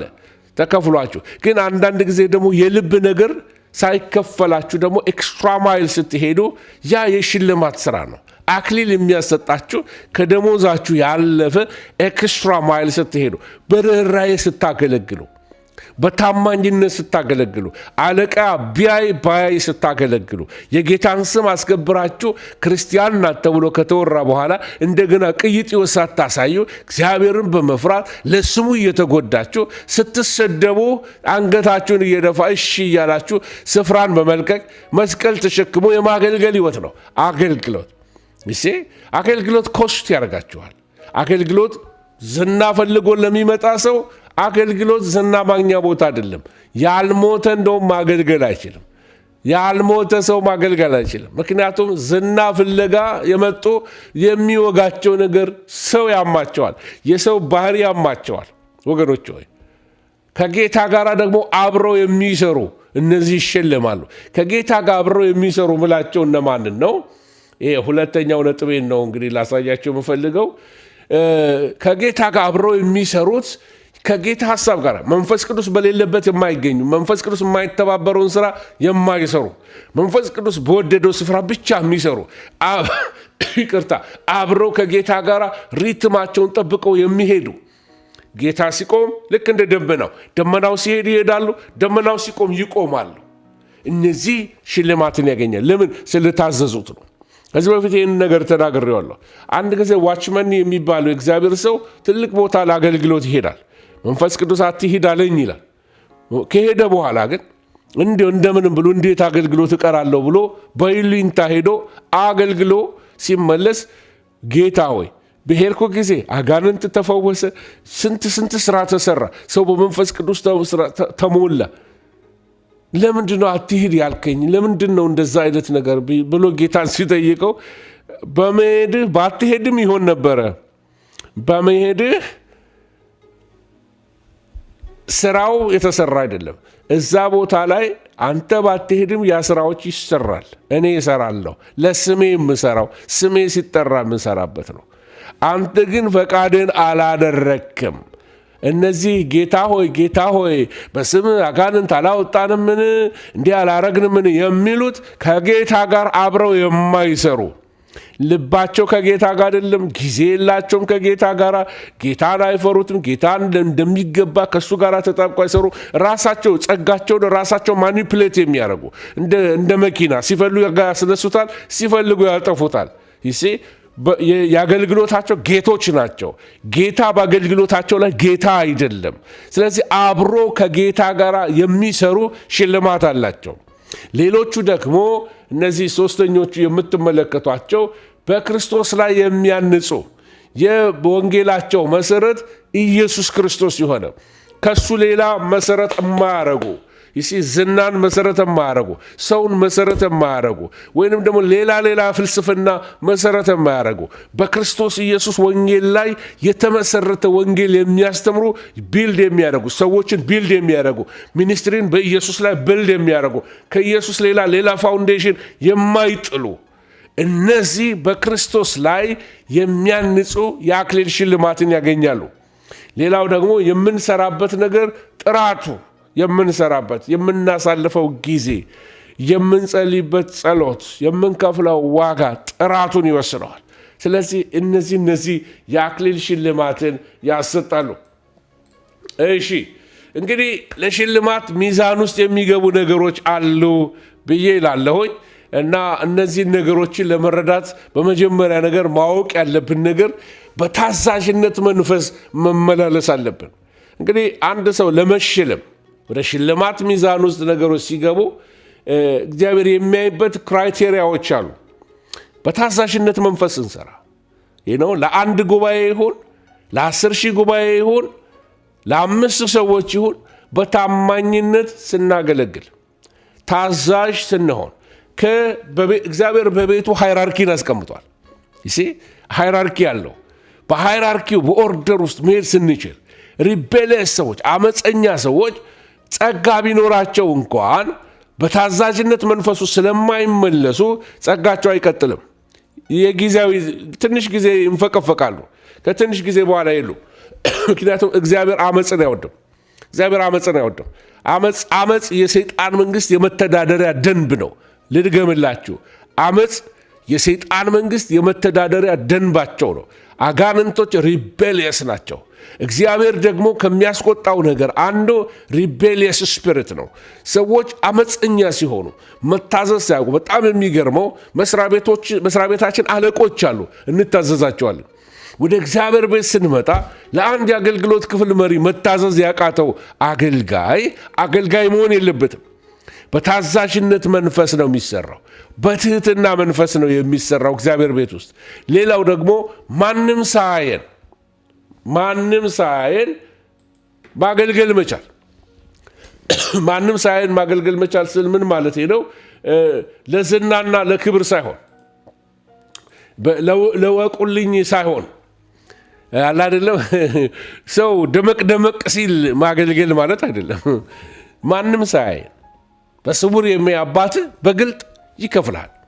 ስለዚህ ማንም ሳያየን መስራት ከቻለን ታማኝነታችን ለእግዚአብሔር ብቻ ነው ማለት ነው። ማንም ሳያመሰግንን መስራት ከቻለን ጎሽታ እየፈለግን በቃ ፓስተር እየመጣ ካመሰግንን ፓስተር ቻላቸው እየተከተለ በቃ ከስራቸው ጎበዝ የኔ ወንድም ጌታ ይባርክ ስላላችሁ ብቻ የምትሰሩ ከሆነ አልገባችሁም ማለት ነው። እሱን ያጎደለባችሁ ለታ አታገለግሉትም ማለት ነው። ስለዚህ ሰው ሳያመሰግንን እንኳን መስራት መቻል አለብን። ለማን ብላችሁ እንደምታደርጉ ማወቅ አለባቸው። ሌላው ደግሞ በታማኝነት መንፈስ ማገልገል። የጌታ ስራ እንግዲህ በጣም ወሳኝ ነው ወገኖች። የጌታ ስራ በጣም ወሳኝ ስራ ስለሆነ በታማኝነት መንፈስ ልናገለግል ያስፈልገናል። ጌታ የስራ አለቃ እንደሆነ ማሰብ ከቻልክ በቃ ገብቶሃል መታዘዝ ማለት ነው። አያችሁ፣ አሁን እኛ በቤተ ክርስቲያን ውስጥ እናገለግላለን። ስናገለግል ሰዓት በዚህ ሰዓት ገባ፣ በዚህ ሰዓት ወጣ የሚለን ላይኖር ይችላል። ግን አለቃችን ጌታ ነው። የሰጠውህን መክሊል ምን አረክበት? በሰዓት ባንሰራም በህይወት ነው የምንሰራው። የህይወት ዘመን አገልጋዮች፣ የሙሉ ህይወት አገልጋዮች እንጂ የጊዜ አገልጋዮች ብቻ አይደለም፣ የሙሉ ህይወት ማለት ነው። ስለዚህ ጌታ የስራችን አለቃ ሲሆን፣ የአገልግሎታችን አለቃ ሲሆን ምን አለን ማለት ነው? ሽልማት ውስጥ ሚዛን ይገባል። አመፀኛ ከሆንክ፣ ሰው ሲያይህ ብቻ የምታገለግል ከሆነ ሰው ሲያይ ብቻ የምታገለግል ከሆነ፣ ሰው ሲያይ ብቻ የምትጸልይ ከሆነ፣ ሰው ሲያይ ብቻ ነገሮችን የምታረግ ከሆነ፣ ዶክተር ኃይሌ ወደ ጌታ ሄደ አባት ምን ብሎ ይናገራል? ካሜራ የማያቸው አገልጋዮች አሉ ይሸለማሉ ይል ነበር ሁል ጊዜ። በቪዲዮ ፊት የማይቆሙ ነገር ግን እግዚአብሔር የሚያያቸው በጓዳ በስውር ሰዎችን የሚያገለግሉ ሰው ሳያቸው ሁል ጊዜ ፓዝል የሚሆንብኝ አንድ ነገር ነበረ። ድሮ ተማሪ ባለሁበት ሰዓት ላይ በእምነት ነው የምንኖረውና የቤት ክራይ ሲደርስ እንጸልያለን እና የቤት ክራይ ሲደርስ ጸልየን በቃ አንዳንድ ጊዜ ወደ ፖስታው ጋር እንሄዳለን። ፖስታው ጋር ስንሄድ ፖስታው ውስጥ የቤት ክራያችን ተከፍሎ ሪሲት ተቀምጦ እናገኘዋለን። ይህን የሚያደርግልንን ሰው እስከ ዛሬ ድረስ አላቀው። አይኖ ከምናገለግላቸው ሰዎች አንዱ ሊሆን ይችላል። ግን በጣም ልቤን የሚነካው ነገር ምንድን ነው? እንደ ደሞዝ የቤት ክራያችንን የሚከፍልልን ሰው እንኳን ከኛ ቴንኪዩ አይፈልግም። ጌታ ይባርክህ የሚለውን ቃል ወይም ይባርክሽ የሚለውን ቃል እንኳን ሳይፈልግ በስውር ለረጅም ጊዜ የቤት ክራያችንን ይከፍልልናል። ወገኖች ሆይ ማንም ሳያመሰግንን ማንም ሳያየን በታማኝነት እግዚአብሔርን ፈቃድ ማድረግ ሽልማት ያሰጣል። ወገኖች ሆይ ስለዚህ በትንሹ በትልቁ ሪኮግናይዝ አልተደረኩም፣ እኔ ስሜ አልተጠራም የሚሉ ሰዎች እንዴት አሳፋሪ ነው። አገልጋይ ለራሱ ለክብሩ፣ ለኔነቱ፣ ለኢጎ መሞት አለበት ወገኖች ሆይ። ስለዚህ በእግዚአብሔር ቤት ውስጥ ጌታ አለቃችን እንደሆነ አውቀን እሱ ልናገለግለው ያስፈልገናል። እነዚህን 3 ነገሮች ላሳያችሁ ፈልጋለሁ። ለፍርድ ወንበር ስንዘጋጅ እንግዲህ ከዛ በፊት የማይቃጠል ስራ መስራት አለብን። ይሄ የማይቃጠለው ስራ እነዚህ 3 ነገሮች ፊት ለፊት ያረኩላችሁ አሉ። የመጀመሪያው በጌታ ፍርሃት ማገልገል። እግዚአብሔርን ፍሩት። እግዚአብሔር ያያል፣ እግዚአብሔር ይመዝናል። በጌታ ፍርሃት ለእግዚአብሔር ክብር።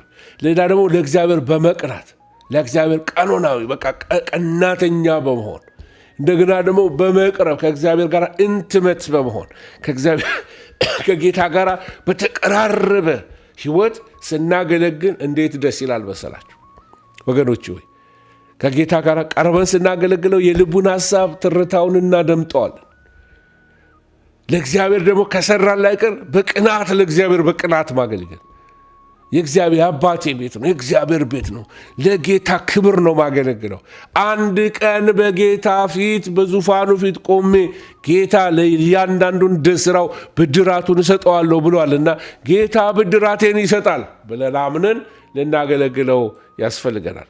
ወገኖቼ እንግዲህ ቶሎ ብዬ ልሂድ፣ እናንተንም ሊይዛችሁ አልፈልግም እንዳይመሽባችሁ፣ ሰዓቴም እየሄደ ስለሆነ። ለፍርድ ወንበር አንዱ በዙፋኑ ፊት ስንዘጋጅ የሚያስፈልገን አሁንም 3 ነገሮች ልንገራችሁ። እዚሁ ላይ ታዩታላችሁ ስክሪኑ ላይ። መጀመሪያው በንጹህ ህሊና መመላለስ። ንጹህ ህሊናው የቆሸሸ ሰው ሁሉ ነገር ይቆሽሽበታል። አንድ ሰው በሰው ላይ ህሊናው ከቆሸሸ ያ ሰው የሚያደርገው ነገር ሁሉ ለሱ ቆሻሻ ነው። አያችሁ፣ ሴትዮዋ ቤቷ ቁጭ ትልና ከባሏ ጋር ጠዋት ቁርስ ይበላሉ እና ቁርስ ሲበሉ አንዲት ጎረቤቷ ደግሞ አክሮስ ደ ስትሪት ያለች ሁል ጊዜ በጠዋት ተነስታ ልብስ ታሰጣለች። ቀርሊ ተነስታ አጥባ ልብሷን ውጭ ትዘረጋለች እና እንደዚህ ዞር ብላ ታይና ሴትዮዋ እቺ ሴትዮ እንደው አሁን ይሄን አጠብኩት ብላ ነው እንደው አንድ ቀን ልብሷን አጥርታ እንኳን አታጥበም ልብሷን ትላለች። ሁለተኛ ቀን እንደዛ። በኋላ አንድ ቀን ቁጭ ብለው እያለው ዛሬም ይገርማል። ዛሬ ደግሞ ማን ረዳት? ልብሷ እንዴት ንጹህ ሆኗል! ዛሬ ያጠበችው በጣም ንጹህ ነው። ዋው ተሻሻለች እያለች ከባሏ ጋር ስታወራ ባልየው አይደለም ሃኒ ነገሩ እንደዛ አይደለም አላት። ለካ ጠዋት ተነስቼ እኔ አላት የእኛን መስኮት አጠብኩት። መስኮታችን ስለታጠበ የእሷ ልብስ ንጹህ ሆኖ ታየን እንጂ ድሮም እሷ ንጹህ ነበረ የምታጥበው፣ የእኛ መስኮት ነበር የቆሸሸው አላት ይባላል።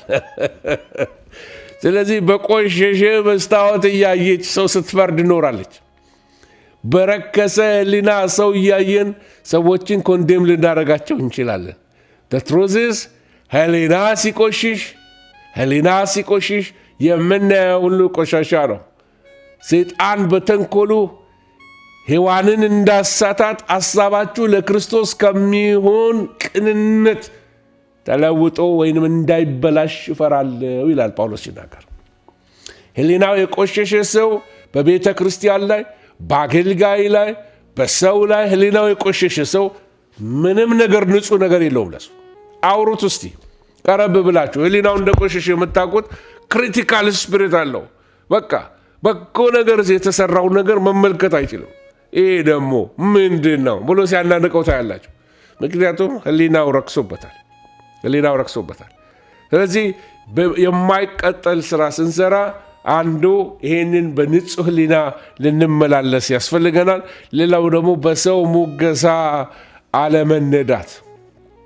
በሰው ሙገሳ በቃ ቀደም እንዳልኩት ጎሽ ካልተባልን አለ አይደለም፣ ጎሽ ብሎ ስማችን ካልተጠራ በዝና ፍለጋ መሆን የለበትም።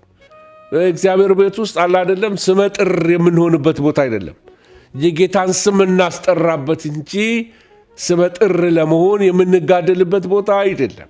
አንዳንድ ጊዜ ሰዎች ስመጥር ለመሆን ሆነ ብለው ኮንትሮቨርሻል ይሆናሉ። የሆነ ነገር ይጽፋሉ ወይ ሶሻል ሚዲያ ላይ ይበትናሉ። ከዛ ሰው እርስ በርሱ ይጋጫል፣ ስለ እነሱ ስም ይነሳል። ከዛ ሰው ስለ እነሱ ሲያወራ ደስ ይላቸዋል። በቃ አንዱ ያወግዛቸዋል፣ አንዱ ይቀበላቸዋል። ትንሽ ይቆዩና ደግሞ ሌላ ነገር ጭረው ይወረውራሉ። አሁንም ደግሞ ስለ እነሱ ይወራል። እንደነዚህ አይነቶችን ነው ጭርስ ይላል ወድም ይሏቸዋል ስማቸው። እና በቀኖናዊነት እናገልግለው ጌታን፣ በሰው ሙገሳ እናገልግለው። ወደም እንዳልኩ በመቅረብ ዘወትር ራሳችንን በመመርመር ልቤን ልመርምር። ለምንድን ነው ማገለግለው? ዋትስ ደ ሞቲቭ ቢሃይንድ? እንዳገለግል የሚያደርገኝ ምንድን ነው? ቢሃይንድ ከዚህ ከጀርባው ያለው ምን ለመሆን ነው? ለምን ነው መዘምራን መግባት የፈለግሽው? ለምንድን ነው መድረክ ላይ መውጣት የፈለግከው? ለምንድን ነው ማይክሮፎኑን የፈለግከው? ምን ልታረግበት? ዋትስ ደ ሞቲቭ? ለምን ማገልገል ፈለግ? ማንን ነው የምታገለግለው? ኢጎህን እሱን እንዳይሆን ተጠንቀቅ። ሽልማት አይኖርህም። ትችላለህ፣ ማገልገል ትችላለህ። ሞልተዋል እንደዛ የሚያገለግሉ፣ ግን ከትንሽ ጊዜ በኋላ መታሰቢያም የለህም። ስለዚህ ዘወትር ራሳችንን እየመረመርን ለምን እንደምናገለግል ልናውቅ ያስፈልገናል። ወገኖቼ ሆይ እንግዲህ እየቀጠልኩኝ ሲሄድ ደግሞ አሁን ስለተለያዩ የአክሊል አይነቶች ልንገራችሁ ቶሎ ብዬና ከዛ ልጨርስላችሁ። የአክሊል አይነቶችን ላሳያችሁ ፈልጋለሁ። የተለያዩ አይነት የአክሊል አይነቶች አሉ። አክሊል በግሪክኛ ስቴፋኖስ ይባላል። ስቴፋኖስ ወይም ስቴፋኖስ ይባላል በግሪክኛ። እና ስቴፋኖስ የሚጠፋ ከወይራ ቅጠል የሚሰራ ልክ እዚህ ስዕሉ ላይ እንደምታዩት የተጎነጎነ የወይራ አክሊል ነው። እዚህ ጭንቅላቱ ላይ ነው የሚያደርጉላቸው። የግሪክ ስዕሎች ላይ ታያላችሁ ብዙ ጊዜ። እና አክሊል ሽልማቶች አሉ። የመጀመሪያው አክሊል የሕይወት አክሊል ይባላል። የሕይወት አክሊል ምንድን ነው? እነዚህ በፈተና የሚጸኑ መከራ ተቀብለው ራሳቸውን ክደው እየኖሩ ጌታን የሚወዱ ስለ ጌታ መከራ የሚታገሱ እስከ ሞት ታማኝ የሆኑ ሰዎች የሚቀበሉት አክሊል ነው። ሰው በፈተና የሚጸና ሰው የተባረከ ነው ይላል ጽሑፉ። አይታያችሁም? ከተፈተነ በኋላ ለሚወዱት ተስፋ ስለ እርሱ የሰጣቸውን የሕይወትን አክሊል ምን ያደርጋል? ይቀበላልና። ይሄ የተሰጠን የተደላደለ ተስፋ ነው ወገኖቼ ሆይ። እንግዲህ የሕይወትን አክሊል ይቀበላል ሲለን መጽሐፍ ቅዱሳችን ይሄ መጀመሪያ ሕይወትን የሚያስክድ በጣም ዋጋ የሚያስከፍል ሕይወትን እንኖራለን ማለት ነው። ስለ ጌታ መከራ መቀበል እስከ ሞት የታመንኩን እንደነ የታወቁት በቤተ ክርስቲያን ሰማዕት የሆኑ ትልቅ ሰዎች ነበሩ። እንደነ ፖሊካርፕ የሚባሉ ሰዎች። እነዚህ ፐርፔቱዋ የሚባለው በቤተ ክርስቲያን ውስጥ ታርደው የሞቱ ተሰንጥቀው በመጋዝ የሞቱ ከከፍታ ላይ ተወርውረው እንደ ያዕቆብ በድንጋይ ላይ ተፈጥፍተው የሞቱ በጣም በመጋዝ ተሰንጥቀው በመከራ አልፈው ለአንበሳ ተሰጥተው ለምን የሞቱ ተቦጫጭቀው የሞቱ አንዳንዶች ደግሞ የሚበልጠውን ትንሣኤ ሊቀበሉ በሞት ተሻከሩ። ሌሎቹ ደግሞ ከእሳት አፍ ዳኑ። ዛሬ ጠዋት የተማርነው አይነት ከእሳት የዳኑ ሰዎች አሉ። ከአንበሳ የዳኑ ሰዎች አሉ። ሌሎች ደግሞ ስለ እምነት የሞቱ ሰዎች አሉ። እነዚህን ምን ይላቸዋል? የሕይወትን አክሊል ይቀበላሉ ይለናል። የሕይወትን አክሊል። ሁለተኛው የአክሊል አይነትን ላሳያችሁ። የሕይወት አክሊል እንግዲህ መጀመሪያ ሰው እግዚአብሔርን ሲወድ ነው የሕይወት አክሊልን ሊቀበል የሚችለው። እግዚአብሔርን የማይወድ ሰው ሰማዕት ሊሆን አይችልም። ጌታን የሚወድ ሰው፣ በመከራ የሚታገስ ሰው፣ እንደገናም ደግሞ መከራ ችሎ ማለፍ የሚችል እንደገና ደግሞ አብሮ እስከ ሞት ድረስ የታመነ መሆን የሚችል ሰው ነው የሕይወትን አክሊል መቀበል የሚችለው። ሁለተኛው የማይጠፋ አክሊል ነው። ቅድም ያነሷቸው ሯጮችን እዚህ ላይ ትመለከቷቸዋላችሁ። እና እነዚህ ሯጮቻችን የሚጠፋና የማይጠፋ አክሊል አለ። ይደርቃል። ይሄ የዘንባባው ዝንጣፊ ይሆን ሌላው ነገር ሁሉ የሚጠፋ ነው። ይሄኛው መጽሐፍ ቅዱስ የሚነግርን የማይጠፋው የሕይወትን አክሊል ነው። ምሳሌ አድርጎ እሱም የሚሰጠን በሽቅድድም ስፍራ ስለሚሮጡት ነው። በሽቅድድም ስፍራ የሚሮጡት ሁሉ እንዲሮጡ፣ ነገር ግን አንዱ ብቻውን ዋጋ እንዲቀበል አታውቁምን? እንዲሁም ታገኙ ዘንድ ምን በሉ? ሩጡ ይለናል መጽሐፍ ቅዱስ። ታገኙ ዘንድ ሩጡ እና የሚጠይቀው ነገር ሌላው ደግሞ እግዚአብሔር ቃል እዚሁ ላይ ጨምሮ የሚናገረው አለ። የሚታገል ይላል። የሚታገል ሁሉ በነገር ሁሉ ሰውነቱን ይገዛል። ከነዚያ ይቅርታ እነዚያ የሚጠፋውን አክሊል ሊያገኙ ነው። እኛ ግን የማይጠፋውን አክሊል። ሁለተኛው የአክሊል አይነት እንግዲህ የማይጠፋ ልክ በሽቅድድም ስፍራ በውድድር ሰውነትን ገዝቶ ስጋውን ጎስሞ ለሚኖር ሰው የተሰጠ ማለት ነው። እንደገና ምሳሌ ይሰጣል ጳውሎስ ሲናገር። በጣም ስፖርት የሚወድ ይመስላል ጳውሎስ እንደኔ። ስለዚህ እኔ ያለ ሀሳብ እንደሚሮጥ ሁሉ እንዲሁ አልሮጥም፣ ነፋስ እንደሚጎስም እንዲሁ ምን አላደርግም፣ አልጎስም። ስለ ቦክስ ውድድር ነው የሚናገረው። ስለዚህ ነፋስ አይደለም የሚጎስመው፣ ታርጌት ያለው ሕይወት ነው የምኖረው። የማይጠፋ አክሊል ለማግኘት የምኖር ሰው ነኝ እንጂ የአገልግሎት ሐራራ ስላለብኝ አይደለም። የአገልግሎት ሱስ ስላለብኝ ሳይሆን ማየት የምፈልገው ነገር አለኝ። ፐርፐስ ኦሪየንትድ ነኝ። በቃ በዓላማ የምኖር ሰው ነኝ። ዓላማዬ ደግሞ ጌታን ማስከበር ነው። ሞቲቬ እንዲጨበጨብልኝ እንድታወቅ አይደለም። መስቀል ተሸክሜ መከራ እየተቀበል በድንጋይ እየተወገርኩኝ ጀርባዬ እየተገረፈ እየተራብኩኝ እየተጠማሁኝ በመርከብ ላይ መርከቤ እየተሰበረ በመከራ እያለፍኩ የማገለግለው እግዚአብሔርን ላከብር ነው ይላል ወገኖች ሆይ። ስለዚህ የማይጠፋ አክሊል ያላቸው እንደነዚህ አይነት ሰዎች ናቸው። ጳውሎስ ምን ይላል? ይህን የማይጠፋ አክሊል ለማግኘት ሲፈልግ ስለዚህ ይላል እኔ ያለ ሀሳብ እንደሚሮጥ ሁሉ እንዲሁ አልሮጥም፣ ነፋስን እንደሚጎስም ሁሉ እንዲሁ አልጋደልም። ነገር ግን ለሌሎች ከሰበኩ በኋላ ራሴ የተጣልኩ እንዳልሆን ስጋዬን እየጎሰምኩ አስገዛዋለሁ ይላል። ይህንን አክሊል የሕይወትን አክሊል የሚቀበሉ ሰዎች ሊያውቁት የሚገባው ነገር አንዱ ስጋን መጎሰም የሚባል ነገር አለ። አገልግሎት የሚጠይቀው አንዱ ነገር እኔነትን መጎሰም፣ የራስን ክብር ጣል ማድረግ፣ እንደ ኢየሱስ እግር ለማጠብ ጎንበስ ማለት ትህትና ይጠይቃል ማለት ነው ወገኖቼ ሆይ። ስለዚህ ጳውሎስ እየተናገረ ያለው በዚህ ቦታ ላይ የሕይወትን አክሊል ምን እንደሚመስል ነው። ከዛ ይሄ የማይጠፋ አክሊል ይቅርታ፣ አሁን ከማይጠፋ ወደ ደስታ አክሊል ከመሄድ በፊት እስቲ ስለማይጠፋ አክሊል ላሳያችሁ። የማይጠፋ አክሊል ይቅርታ፣ የማይጠፋ አክሊል ተመልከቱት። ራስን መካድ ይጠይቃል። ስዕሉ ላይ ተመልከቱልኝ።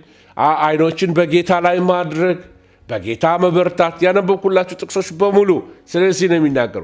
ስለ ሕያው መስዋዕት አድርጎ ሰውነትን ማቅረብ፣ እንቅፋትን ከሕይወት ላይ ማስወገድ፣ ስጋን መጎሰም የሚለው ማለት ነው። እነዚህን ነገሮች ሁሉ ይጠይቃል። ከዛ ቀጥሎ ጳውሎስ የሚናገረው የደስታ አክሊል ነው። የደስታ አክሊል ሁላችንም የምንፈልገው አይነት አክሊል ነው። አንደኛ ተሰሎንቄ 2:19 ላይ ይህንን 2:19 ላይ ይህን ይናገራል። ሰዎችን ወደ ክርስቶስ ለሚያመጡ፣ በአንደበታቸው ለሚመሰክሩ፣ በመስጠት የሚያገለግሉ ይቅርታ፣ በመስጠት የሚያገለግሉ ፊልጵስዩስ 4:15 ላይ ያለሏቸው የድህነታቸው ጥልቀት፣ የልግስናቸው ብዛት፣ ሁለተኛ ቆሮንቶስ 9 ላይ ያለው ስራቸው ከንቱ እንዳሁን የሚጠነቀቁ እነዚህ ሰዎች ናቸው የደስታን አክሊል የሚወርሰው። ወንጌል አገልጋዮች ደስ ሊላቸው ይገባል። ለምን? የደስታን አክሊል ያገኛሉ። የምስክርነትን አገልግሎት ስለሚያደርጉ፣ በምስክርነት አገልግሎት ታማኞች ሆነው ስለሚሉ፣ በአንደበታቸው ስለ ኢየሱስ አዳኝነት ሼር ስለሚያደርጉ፣ በሕይወታቸው ደግሞ ካገኙት ነገር ለወንጌል ሥራ ሼር የሚያደርጉ እነሱ የደስታ አክሊል አላቸው። ወገኖች ሆይ በርቱ። እግዚአብሔርን ቤተ ክርስቲያን በጊዜያችሁ፣ በገንዘባችሁ፣ በሙሉ ኃይላችሁ እያገለገላችሁ ያላችሁ ሰዎች በርቱ። የበለጠ አርጎት ሞኝ አርጎ ሰይጣን እንዳይስልባችሁ። ይሄው ሁሉ ዘመን ደክሜ፣ ይሄው ሁሉ ዘመን ሮጭ ብላችሁ ዋጋ እንደሌለው ነገር አትቁጠሩት። አንድ ቀን በጌታ የፍርድ ወንበር ፊት ስንቆም ብድራታችሁን ከጌታ ትቀበሉታላችሁ። ክብር ለእግዚአብሔር ይሁን። ወገኖቼ ሆይ መጽሐፍ ቅዱስ እንደዚህ ይላል፣ ነገር ግን መንፈስ ቅዱስ በእናንተ ላይ በወረደ ጊዜ ኃይልን ትቀበላላችሁ ይለናል። ከዛስ ምን ትሆናላችሁ? በኢየሩሳሌም፣ በይሁዳ ሁሉ፣ በሰማርያ እስከ ምድር ዳርም ድረስ ምስክሮቼ ትሆናላችሁ። ስለዚህ ምስክር የሚያደርገን የደስታን መንፈስ ሊሰጠን ነው ጌታ። የደስታን መንፈስ ሊሰጠን ነው። እሺ ይህን እነዚህን አልፎ አልፎ ዘልዬ ልሂድ። ምናልባት አንድ ጥቅስ የመቄዶንያን ሰዎችን አንስቼላችኋለሁ። ፊልጵስዩስ ሰዎች ሆይ ወንጌል በመጀመሪያ ሲሰበክ ይላቸዋል ጳውሎስ። መጀመሪያ ሲሰበክ ከመቄዶንያ በወጣው ጊዜ ከእናንተ ብቻ በቀር ሌላ ቤተ ክርስቲያን በመስጠትና በመቀበል ስሌት ከእኔ ጋር እንዳልተከፈለች እናንተ ታውቃላችሁ። የመቄዶንያ ቤተ ክርስቲያን ለጋስ ቤተ ክርስቲያን፣ ለእግዚአብሔር ጊዜዋን የምትሰጥ ገንዘቧን የምትሰጥ ቤተ ክርስቲያን ነበር። ይሄ የደስታ አክሊል የእሷ ነው። ሌላው እዚሁ ስዕሉ ላይ የምትመለከቱት የጽድቅ አክሊል ነው። የጽድቅ አክሊል ደግሞ እነማን ነው የሚያገኙት? እስቲ ሁለተኛ ጢሞቴዎስ ላይ ያለውን ቃል አብረን እንመልከተው። ሁለተኛ ጢሞቴዎስ 4:8 ላይ እንደዚህ ይላል፣ አንተ ግን ይለዋል ነገርን ሁሉ በልክ አድርግ፣ መከራን ተቀበል። መከራን ተቀበል። የስ የወንጌል ሰባኪነትን ስራ አድርግ። ይሴ አብሮ የተያዙ ናቸው። ወንጌል ሰባኪ ከሚገጥመው አንዱ ነገር መከራ ነው። አገልግሎትህን ምን በል ፍጽም። ጢሞቴዎስ የኔ ሕይወት ብሎ ጳውሎስ የሚነግረው ነገር አለ። በመስዋዕት እንደሚደረግ የኔ ሕይወት ይሰዋልና የሚሄድበት ጊዜ ደርሷልና ከዛስ ምንድን ነው የሚሆነው? ሁለተኛ ጢሞቴዎስ 4:8 መልካሙን ገድል ምን ብያለሁ? ተጋድያለሁ፣ ሩጫውን ጨርሻለሁ፣ ሃይማኖትን ጠብቄያለሁ እያለ ይናገራል። አያችሁ። ስለዚህ ጢሞቴዎስን እየነገረ ያለው ምንድን ነው? ወደፊት ይለዋል፣ ወደፊት የጽድቅ አክሊል ይጠብቀኛል። ክብር ለእግዚአብሔር ይሁን። ወደፊት የጽድቅ አክሊል ተዘጋጅቶልኛል። ይህንንም ጻድቅ ፈራጅ የሆነው ጌታ ያ ቀን ለእኔ ያስረክባል። ደግሞ መገለጡን ለሚወዱት ሁሉ እንጂ ለእኔ ብቻ አይደለም። ሃሌሉያ። ይሄ የጽድቅ አክሊል ተሸላሚዎች ለመሆኑ እነማን ናቸው? የጽድቅ አክሊል ተሸላሚዎች በመጀመሪያ የጌታን መምጣት የሚወዱ ሁለተኛ መልካሙን ገድል የሚጋደሉ፣ ሶስተኛ ሩጫቸውን የጨረሱ፣ አራተኛ እምነታቸውን የጠበቁ እስከ መጨረሻ የሚጸኑ እነሱ ይቺ አክሊል የነሱ ናት፣ የጽድቅ አክሊል። ሩጫቸውን የጨረሱ መልካም ገድል የተጋደሉ የጌታን መምጣት የሚወዱ ወገኖቼ ወይ ማራናታ ልበላቸው። ጌታ ኢየሱስ ክርስቶስ ይመጣል። የእሱ መምጣት ልትወዱት ይገባል። እረፍታችን ነዋ፣ ደስታችን ነዋ፣ የተባረከው ተስፋችን ነዋ። ስለዚህ በጌታ ደስ ይበላችሁ። የእሱ መምጣት ደስ ካሰኛችሁ የሕይወት አክሊል በዛው የጽድቅ አክሊል እናገኛለን። ስለዚህ ቅድም እንዳልኳችሁ ይህንን ጥቅሶች ምናልባት ለምትጽፉ ሰዎች አልፎ አልፎ ይህን ነገር ወደኋላ ልምጣላችሁ። እነዚህም ፖይንቶች ፎቶ አንሷቸው። ምናልባት የጌታ መምጣት የሚወዱ መልካሙን ገድል የሚጋደሉ ሩጫቸውን የጨረሱ እምነታቸውን የጠበቁ እነዚህ የጽድቅ አክሊልን ይወርሳሉ። ወገኖች ሆይ የቀጠልኩኝ ሲሄድ እንግዲህ የመጨረሻው የክብር አክሊል ይባላል። የክብር አክሊል ብለን የምንጠራው የትኛውን ነው? ምን ይላል መጽሐፍ ቅዱስ? በእናንተ ዘንድ ያለውን የእግዚአብሔርን መንጋ ጠብቁ፣ እንደ እግዚአብሔር ፈቃድ በውጅ እንጂ በግድ ሳይሆን በበጎ ፈቃድ እንጂ መጥፎውን ረብ በመመኘት ሳይሆን ጎብኙት። ለመንጋው ምሳሌ ሁኑ እንጂ ማኅበሮቻችሁን በኃይል አትክሱ። የእረኞችም አለቃ በሚገለጥበት ጊዜ የማያልፈውን የክብርን አክሊል ትቀበላላችሁ። ስለዚህ እዚህ ቦታ ላይ እየተናገረ ጳውሎስ ያለው ምኑን ነው? የክብር አክሊል አለ። ፓስተሮች፣ የቤተ ክርስቲያን እረኞች፣ የቤተ ክርስቲያን ባላደራዎች፣ ከፊት ወጣችሁ መንጋን የምትመግቡ በምሳሌነት በኑሮ በጊዜ ባካሄድ በሁሉ ነገር ሳክሪፋይ አድርጋችሁ የእግዚአብሔርን መንጋ የምትንከባከቡ እናንተ የቤተ ክርስቲያን አገልጋዮች፣ መጋቢዎች የክብር አክሊል አላችሁ። ስለዚህ የሰው ክብር ብዙ አያስፈልጋችሁም እያለን ነው። ሰዎች ብዙ ጊዜ አንድ ባንዲራ ጠዋት ያከብሩናል፣ አቤት አቤት ይሉናል። ከዛ ማታ ደግሞ ወደ ታች ቶሎ አድርገው ይመልሱናል፣ እንደ ባንዲራ ያወጡናል፣ ያወርዱናል። ወገኖች ሆይ የእኛ ክብር የክብር አክሊል የሚሰጠን ጌታ ኢየሱስ ነው። እረኞች ሆይ ልባችሁ አይውደቅ፣ እግዚአብሔር ያከብራችኋል። ለቃሉ ታማኞች የሆኑ የክብር አክሊል ያገኛሉ። ሁለተኛ ጢሞቴዎስ 4:15 ላይ በታማኝነት የቤተ ክርስቲያንን መንፈሳዊ ጤንነት የሚንከባከቡ የክብር አክሊልን ያገኛሉ። በሕይወታቸው ምሳሌ የሆኑ ባካሄዳቸው ምሳሌ የሆኑ ከፊት ቀድመው መንጋውን በኑሮ የሚመሩ እነሱ የክብርን አክሊል ያገኛሉ። እግዚአብሔር ቃል የሚናገረው ላንብላቸው። ይህን ያነበብኩት ቃል ስለሆነ ምናልባት ላያስፈልገኝ ይችላል እንደገና ማንበብ። እነዚህን ጥቅሶች እነዚህን ፎቶግራፍ ማንሳት ከፈለጋችሁ ስክሪንሾት ማድረግ ትችላላችሁ። እንደዚህ ላለ የእግዚአብሔር ቃል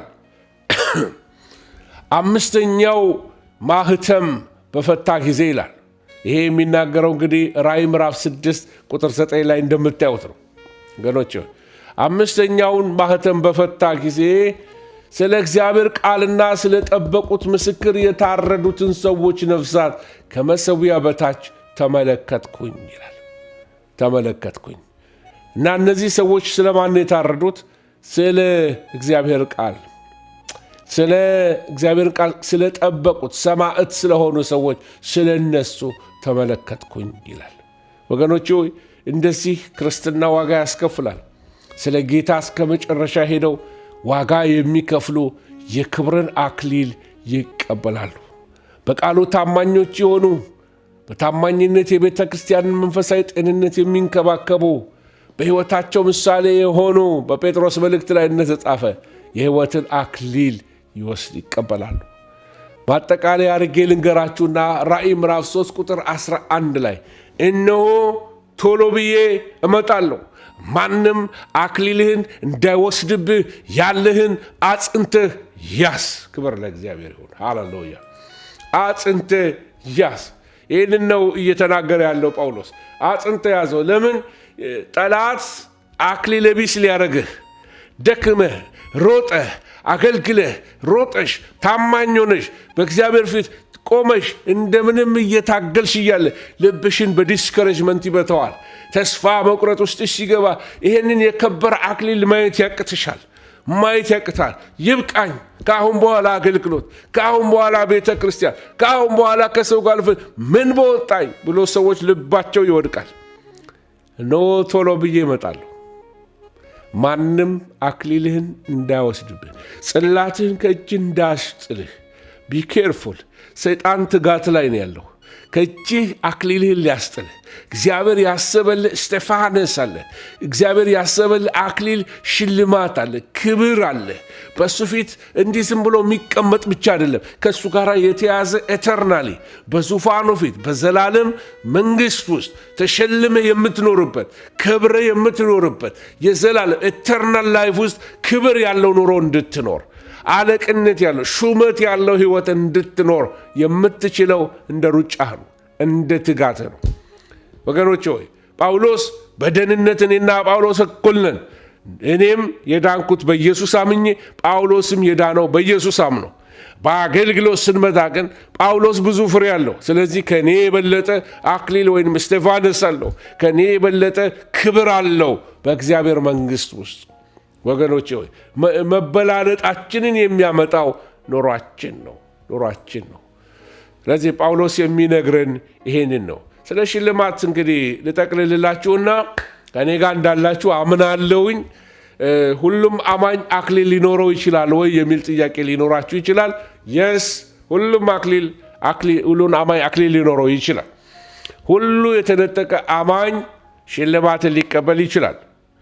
የተነጠቀ አማኝ ሁሉ የዘላለም ሕይወት ወራሽ ሊሆን ይችላል። ግን አንዳንዴ አክሊል ላይኖረው ይችላል። ታማኝ ሆኖ ያልኖሩ አክሊል አያገኙ። ልጅ ሆኜ ያስታውሳለሁ፣ አንድ ወንደላጤ ለብቻ ተከራይቶ የሚኖር ሰፈራችን ነበር። ስሙን ሁሉ አስታውሰዋለሁ። እና በጣም ጉድ ሉኪንግ የሆነ አለባበሱ፣ በዛኛ ልጆች ሆነን በሰፈራችን በጣም እንዲህ የሚባል ነው። እና አንድ ቀን የእንቁጣጣሽ ሰሞን ይመስለኛል፣ የእንቁጣጣሽ ወረቀት ብዙ ቤቱ አለ። አስተማሪ ይሁን እንደዚህ ያ ሰውዬ እና ምን አለኝ፣ ቤቴን ከጠበክልኝ ስመጣ የእንቁጣጣሽ ስዕል የምትሰራበት ወረቀት እሰጥሃለሁ አለኝ። ከዛ እኔ ያለሁኝ ጓደኛ ያለ ተነስቶ ወጣ። ከዛ ቤቱ ቁጭ ብለን የእሱን ቤት እንጠብቃለን፣ እንጫወታለን። ከዛ ድንገት ጓደኛዬ በቃ ሊሄዳለና ሄደ። ከዛ ልክ ይሄ ላጤ ሰው ወደ ቤቱ ሲመጣ እኔ ቁጭ ብያለሁ። ከዛ ሮጦ ጓደኛዬ መጣ እና ደስ የሚል ታሪክ ነው። ሮጦ መጣ። ከዛ ለካ አይቶታል፣ እሱ አይቶታል። ከዛ ሲመጣ ለእኔ በጣም ትልቅ ደስታ ወረቀት የአበባ ሉክ መስሪያ ሰጠኝ። እሷን አቅፌ ቀን ሙሉ የለፋውባት ናት። ያችን ወረቀት ይዤ ለእንቁጣጣሽ ስዕል መስሪያ አገኘው ማለት ነው። ያኛው ለጓደኛዬ ግን የሰጠው ግማሽ ወይንም አናሳ ነው ከኔ። እኔ ደስ ብሎኝ ሄድኩኝ፣ ምክንያቱም የለፋሁበትን ተቀበልኩኝ፣ የጠበቅኩትን አገኘሁኝ። ወገኖቼ ሆይ ጌታ ኢየሱስ እንሆ ቶሎ እመጣለሁ አለ። ማንም እንዳያስጥልህ ወገኖቼ ሆይ። ስለዚህ የተነጠቀ አማኝ ከአንድ በላይ አክሊል ሊኖረው ይችላል። የስ ሁሉም አማኝ አክሊል ሊኖረው ይችላል። አንዳንዱ አማኝ ደግሞ አክሊል ላይኖረው ይችላል። ስለዚህ እንዳይኖረን የሚያደርገንን እናንሳት። የዚህ ትምህርት ዓላማ እሱ ነው። አክሊል እንዲኖረን ዘላለምን እያሰብን እንኖር፣ ዘላለምን እያሰብን እናገልግል። የእግዚአብሔር ዓላማ ለእኔና ለእናንተ አንዲት ቤተ ክርስቲያን መድረክ ላይ ቆመን አንዲት ቤተ ክርስቲያን ውስጥ ተጨቃጭቀን ኖረን በቃ እዚህ ውስጥ ጀምረን ተንጫጭተን መሄድ ብቻ አይደለም።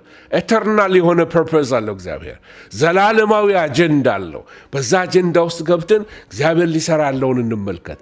ሽልማት ያለው ብድራትን ከጌታ የምንቀበልበት፣ መላእክት ባሉበት፣ አብ ባለበት፣ ወልድ ባለበት፣ መንፈስ ቅዱስ ባለበት፣ ሰማይና ምድር በተሰየመበት በዛ በከበረ ጸባዖት ውስጥ ሽልማት ሲሰጥህ፣ ሃሌሉያ! በሱ መታወቅ ወገኖች ሆይ፣ ሰው መጥቶ አንገታችን ላይ ሜዳሊያ ሲያደርግ እንኳን ለምድሩ ቅራቅንቦ እንኳን እንዴት ደስ ይላል! እንዴት ደስ ይላል! ወገኖች ሆይ ትምህርት ቤት ጨርሳችሁ ሽልማት ሲሰጣችሁ እንዴት ደስ ይላችኋል! ልባችሁ ይኮራል፣ ደስ ይላችኋል። የልፋታችሁ ውጤት ስለሆነ የድል አክሊል ለማግኘት መንፈስ ቅዱስን መስማት ያስፈልገናል። የደስታ አክሊልን ለማግኘት ደግሞ ወንጌልን ለሰዎች መመስከር ይገባናል። የጽድቅን አክሊል ለማግኘት ደግሞ የጌታን መገለጥ መናፍቆት መጠበቅ አለብን። የሕይወትን አክሊል ለማግኘት ደግሞ ጌታን ከሁሉ ነገር በላይ መውደድ አለብን። የክብርን አክሊል ለማግኘት ደግሞ ምሳሌ በመሆን የተሰጠንን አደራ በሚገባ መጠበቅ አለብን። ስለዚህ አክሊላችን በዘላለም መንግሥት ውስጥ የሚኖረንን ስፍራ ይወስነዋል። የክብር ደረጃችንን ይለየዋል። የሚኖረንን ኃላፊነት ይወስነዋል። ስለዚህ ዛሬ የምትኖረው ኑሮ በዘላለም መንግሥት ውስጥ ይመዘናል። ኑሮህን የሚመዝነው፣ ሽልማትህን የሚመዝነው፣ ሩጫህን የሚመዝነው ይሄ ዛሬ የኖርከው ሕይወት ነው። ዛሬ ያልኖርከው ሕይወት በዘላለም መንግሥት ውስጥ ለሽልማት አታገኘው። ስለዚህ ስንጀምር ያልነውን ቃል ልንገራችሁና ልጨርስ። ወገኖች እርግጠኛ ነኝ እንደሰማችሁኝ አምናለሁኝ። መልእክቴን እንዳገኛችሁኝ አምናለሁኝ። በዘላለም ሕይወት ውስጥ ዛሬ በምድር የምንኖረው ኑሮ፣ ዛሬ በምድር የምንኖረው ሩጫ፣ በምድር የምንሰራው ስራ በዘላለም ውስጥ ያስተጋባል፣ በዘላለም ውስጥ ይጣራል። አክሊላችን በዘላለም መንግሥት ውስጥ የሚኖረንን ስፍራ ይወስነዋል። ስለዚህ በእጅህ ነው ያለው። አሁን አገልግል እግዚአብሔርን። አገልግሎትን አድስ፣ የጣልከውን አንሳ። የክብር ደረጃን ስለሚለየው ዝቅ ብለህ አገልግል። የሚኖርን ኃላፊነት በዘላለም መንግሥት ውስጥ ይወስነዋል። ሽልማት አለው ጌታ። ለሚጠብቁት ጌታ ብድራትን ይከፍላል። እግዚአብሔር የሰማነውን ይባርክልን። በተለያየ ቦታ ያላችሁትን ሁሉ እግዚአብሔር ይባርካችሁ። እግዚአብሔር መልካምነት በእናንተ ላይ ይሁን። በትዕግስት እግዚአብሔርን ቃል ስለሰማችሁኝ እግዚአብሔርን አመሰግናለሁ።